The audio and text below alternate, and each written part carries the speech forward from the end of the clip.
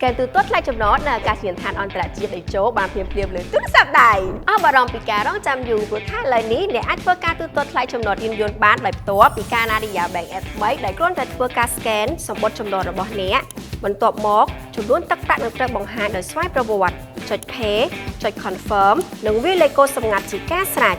ហើយសូមរក្សាសំបុត្រចំណតនិងបង្ហាញឬ scan នៅច្រកចេញឲ្យបានមុន30នាទីឃើញទេងាយនឹងចំណេញពេលហើយថែមទាំងទទួលបានប្រាក់ត្រឡប់មកវិញទៀតហើយចាប់ពីថ្ងៃនេះរហូតដល់ថ្ងៃទី31ខែតុលាមិនថាអ្នកធ្វើការទូទាត់ដោយការ scan តាមរយៈ app តាមបញ្ចូលទូទាត់ថ្លៃចំណតឬតាមបញ្ចូលច្រកចេញនោះទេ